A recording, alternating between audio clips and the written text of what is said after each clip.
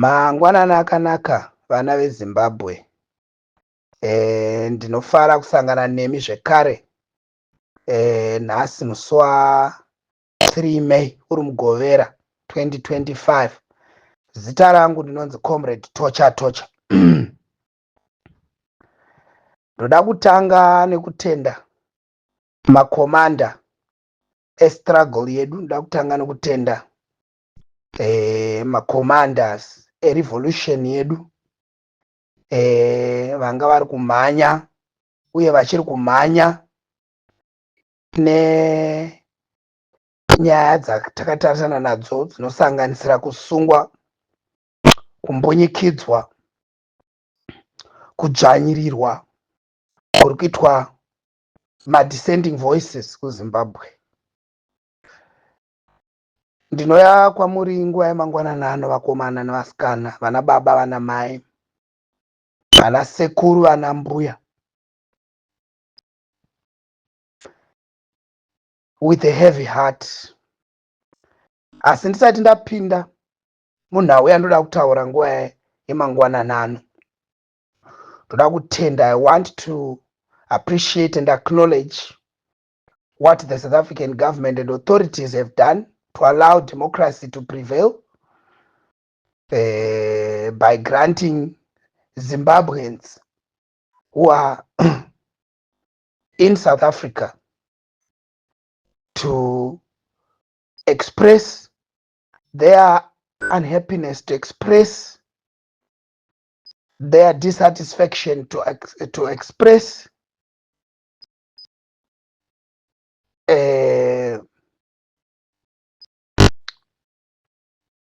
kugumbuka kwavakaita nemamiriro akaita zvinhu mukati menyika yeZimbabwe. Thank you so much, South Africa. Thank you so much for showing that indeed South Africa is a mature democracy. I'm sure so many other African countries will take a leaf from this. Macommanders edu, ana Comrade Saruwaka, ana Comrade Mdzingwa, nemamwe macommanders, I want to thank you so much. My administrators who are behind this cause, you know, having sleepless nights, planning, strategizing to ensure that the movement, to ensure that the struggle, to ensure that the revolution remains alive. Tinokutendai.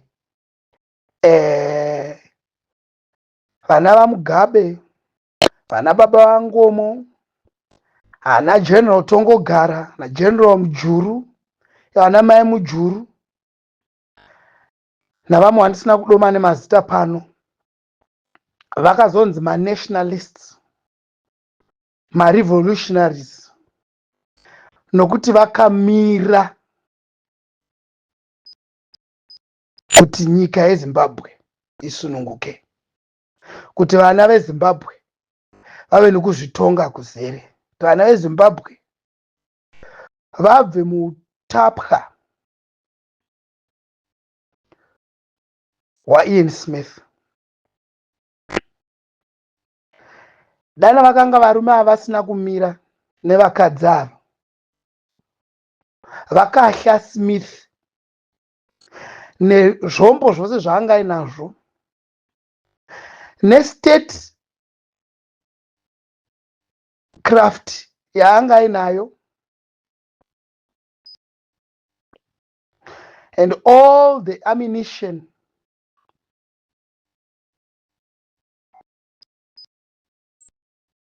yanga ina naSmith.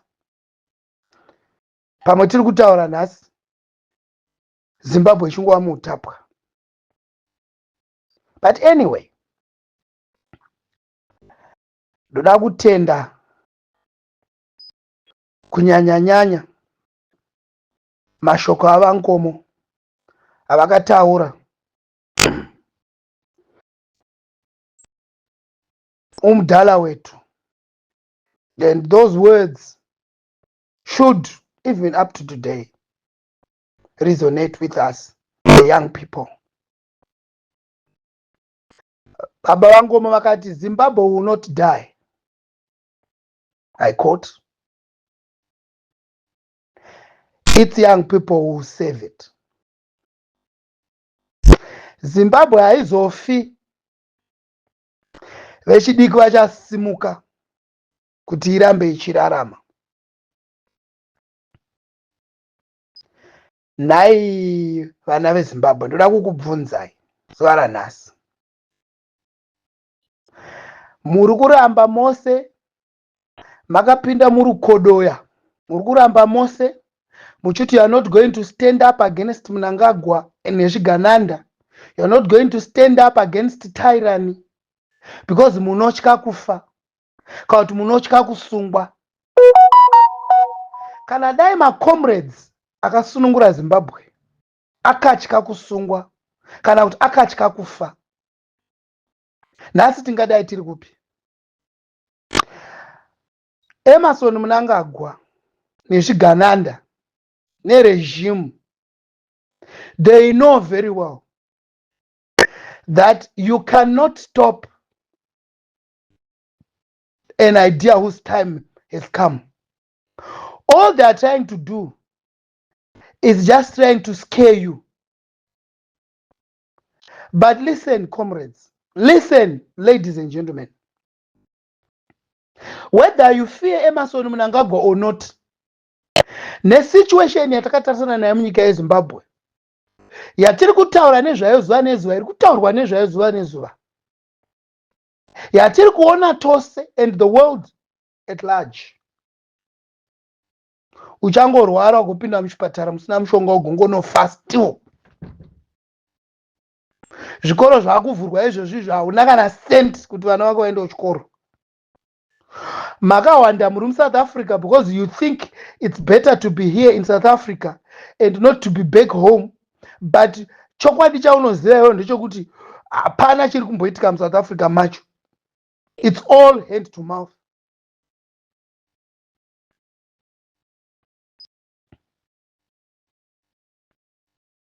My comrades, it's time to stand up. It's time to stand up peacefully. On the 8th of May, we are going to demonstrate against Mnangagwa and his Zviganandas. We are going to call for Mnangagwa's resignation. We are going to stand up and reclaim our country back just the same way they did to Smith and his regime. And they succeeded. They were very young, these comrades. Many of them were very young. I'm not going to rewrite history today, but I want you to think uri pauri kuti mangwana vachakutarisa vana vako nevazukuru vako vachati kudini? Takakona kusumuka kuna wainzi wiki nouchivhayo wanga asingatokwani svutu yokupfeka nokukora nemari yenyika, vanhu vachitambura. Iko zvino vana vangani vasiri kuenda kuzvikoro? Sera nezuro weird May Day, ndavapi vashandi vakacelebrate kuti they are working in Zimbabwe and they are earning a meaningful wage or salary?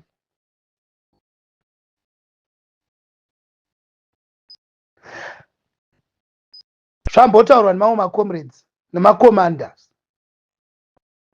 My lecturers kuma universities, they've downed tools. We are known to be an educated lot, probably among the top 5 educated countries in Africa. And these same lecturers are saying, no, we can't do this anymore. Because they are earning only $250.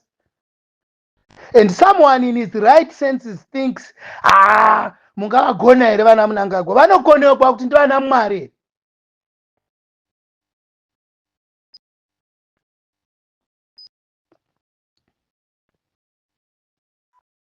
My comrades, peacefully, ndinodzokorodza. On the 8th of May 2025, I'm sure it's going to be a Thursday, Let's all come in our numbers. I would be very grateful and I'll thank God for the 3 plus or 4 million Zimbabweans in South Africa. Let's have 2 million Zimbabweans flood the streets of South Africa and show that we want to show the world that we want Mnangagwa gone because he is the author of all these problems. We cannot go a day longer like this in Zimbabwe, my comrades. We cannot.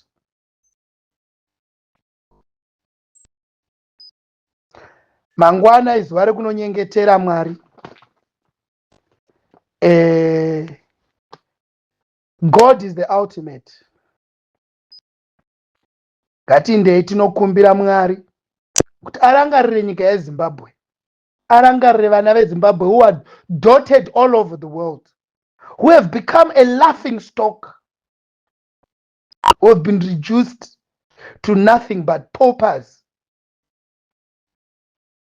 Ngatinokumbirai simba raMwari ritirangarire, hatisvitsa pano and tinoramba chiti Ebenezer, because this revolution is not going back. I call upon Zimbabweans to join this demonstration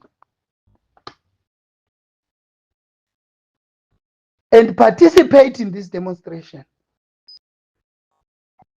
for the betterment of our country, for the betterment of our children, for the betterment of our people. Let's also pray that the current South African government, in as much as it is accommodating us in South Africa, they should also help us, help Zimbabweans to reclaim their country back from this corrupt, looting regime, so that we also go back to our country, rebuild our country in the same manner we've helped South Africa to be where it is right now.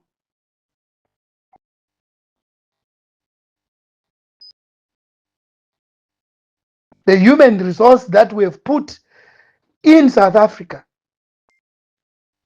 and we love South Africa. President Ramaphosa, I call upon you, Your Excellency, to feel for Zimbabweans. They need to go back. They need to be with their wives and their husbands and their children. They also need to be, as the old saying goes, home is best. They want to be back home, but they can't go home. There are no hospitals there. There are no roads. There are no schools. There's no food.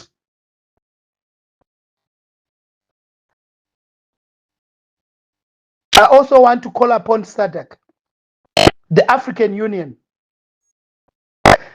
Please remember Zimbabwe. We have suffered for too long. I know Zimbabwe is the last country on the alphabet, but we can't be the last on everything. Please, leadership across the world. Ndaona Obasanjo is in Zimbabwe. I would want to believe he has come to try and knock sense into Emmerson Mnangagwa. It's brutal mind.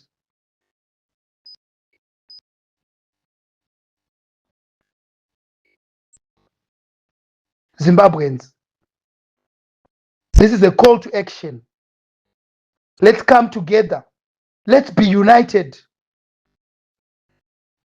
Let's show the world that we are exactly what they know us to be. We want to reclaim our breadbasket status.